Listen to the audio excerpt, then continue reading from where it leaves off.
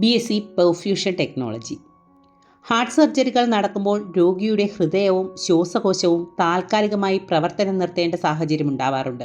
ഇത്തരം സാഹചര്യത്തിൽ ശരീരത്തിലേക്ക് ആവശ്യമായ ഓക്സിജൻ ലഭിക്കുന്നതിനും ബ്ലഡ് സർക്കുലേഷൻ നടക്കുന്നതിനും വേണ്ടി ഹാർട്ട് ലങ് മെഷീൻ പ്രവർത്തിപ്പിക്കേണ്ടതിൻ്റെ ആവശ്യമുണ്ട്.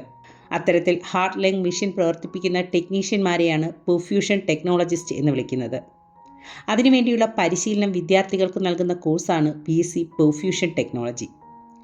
മനുഷ്യ ശരീരത്തിൻ്റെ പ്രവർത്തനം, ഹാർട്ടിൻ്റെയും ലങ്സിൻ്റെയും പ്രവർത്തനം, കാർഡിയാക് സർജറിയുമായി ബന്ധപ്പെട്ട വിഷയങ്ങൾ, ഹാർട്ട് ലങ് മെഷീൻ്റെ പ്രവർത്തനം, ബ്ലഡ് സർക്കുലേഷൻ്റെ നിയന്ത്രണം, പേഷ്യൻ്റ് മോണിറ്ററിംഗ് തുടങ്ങിയ വിഷയങ്ങളാവും ഇവർക്ക് പഠിക്കേണ്ടി വരിക. 4 വർഷം ദൈർഘ്യമുള്ള കോഴ്സാണിത്. 3 വർഷത്തെ പഠനവും 1 വർഷത്തെ കമ്പൽസറി ഇൻറ്റേൺഷിപ്പുമാണ് ഇതിൽ ഉൾപ്പെടുന്നത്. ഫിസിക്സ്, കെമിസ്ട്രി, ബയോളജി വിഷയങ്ങളിൽ 50% മാർക്കോടുകൂടി +2 വിജയിച്ച കുട്ടികൾക്ക് ഇപ്പോൾ ഈ കോഴ്സിനായി അപേക്ഷകൾ അയയ്ക്കാം. www.lbscenter.kerala.gov.in എന്ന വെബ്സൈറ്റിലൂടെയാണ് അപേക്ഷകൾ അയക്കേണ്ടത്. LBSന് കീഴിൽ 5 കോളേജുകളിലായി 15 സീറ്റുകളാണ് BSc പെർഫ്യൂഷൻ ടെക്നോളജിക്കായുള്ളത്. അവ ഏതെന്നും എത്ര ഇൻഡെക്സ് മാർക്കുള്ള കുട്ടികൾക്കാണ് കഴിഞ്ഞ വർഷം അഡ്മിഷൻ കിട്ടിയതെന്നും നമുക്ക് LBSൻ്റെ കഴിഞ്ഞ വർഷത്തെ അലോട്ട്മെൻറ്റ് ലിസ്റ്റിൽ നിന്ന് പരിശോധിക്കാം. ആദ്യത്തെ college government medical college Kottayam. അവിടെ 4 സീറ്റുകളാണുള്ളത്. സ്റ്റേറ്റ് മെറിറ്റിൽ 2 അഡ്മിഷനാണ് കഴിഞ്ഞ വർഷം നടന്നത്. 299.17, 297.5 എന്നീ ഇൻഡെക്സ് മാർക്കുകളിലാണ് ഈ അഡ്മിഷൻസ് നടന്നിരിക്കുന്നത്. 293.33 ഇൻഡെക്സ് മാർക്കിലാണ് മുസ്ലിം വിഭാഗത്തിൻ്റെ അഡ്മിഷൻ നടന്നത്. ഈഴവ വിഭാഗത്തിൽ 290.83 ഇൻഡെക്സ് മാർക്കിലും അഡ്മിഷൻ നടന്നു. അടുത്തത് ഗവൺമെൻറ് മെഡിക്കൽ കോളേജ് കോഴിക്കോട്. അവിടെ മുഴുവൻ ഇൻഡെക്സ് മാർക്കുമുള്ള കുട്ടിക്കാണ് സ്റ്റേറ്റ് മെറിറ്റിൽ അഡ്മിഷൻ നടന്നിരിക്കുന്നത്. 290.83 ഇൻഡെക്സ് മാർക്കുള്ള കുട്ടിക്ക് SCയിലും 285 ഇൻഡെക്സ് മാർക്കുള്ള കുട്ടിക്ക് EWSലും അഡ്മിഷൻ നടന്നു.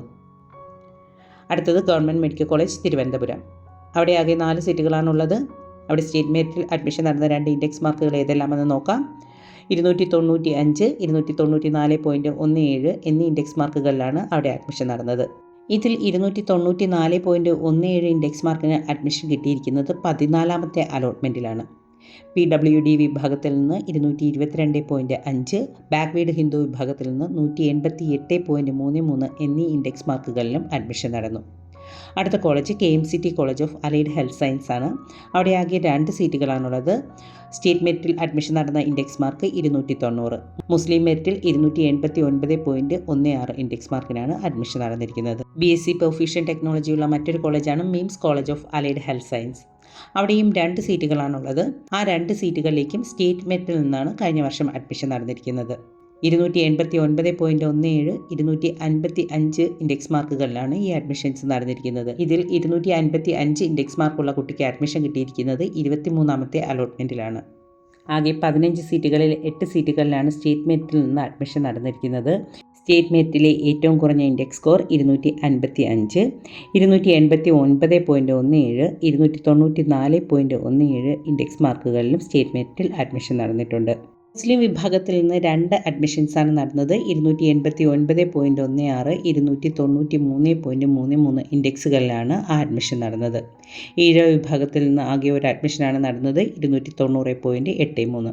EWS വിഭാഗത്തിൽ നിന്ന് 285 ഇൻഡെക്സ് മാർക്കിനും BH വിഭാഗത്തിൽ നിന്ന് 188.33 ഇൻഡെക്സ് മാർക്കിനും SC വിഭാഗത്തിൽ നിന്ന് 290.83 ഇൻഡെക്സ് മാർക്കിനും അഡ്മിഷൻസ് നടന്നിട്ടുണ്ട്. കേരളത്തിൽ BSc പെർഫ്യൂഷൻ ടെക്നോളജിക്കായി വളരെ കുറഞ്ഞ സീറ്റുകൾ മാത്രമാണുള്ളത്. അതുകൊണ്ട് തന്നെ ഹൈ ഇൻഡെക്സ് സ്കോറുള്ള കുട്ടികൾക്ക് മാത്രമാണ് ഈ കോഴ്സിൽ അഡ്മിഷൻ കിട്ടിയിരിക്കുന്നത്. ഓരോരുത്തരും നിങ്ങളുടെ ഇൻഡെക്സ് മാർക്കുകൾ പരിശോധിച്ച് ഈ ഡേറ്റയുമായി കമ്പയർ ചെയ്ത് നിങ്ങളുടെ സാധ്യതകൾ മനസ്സിലാക്കൂ. നന്ദി.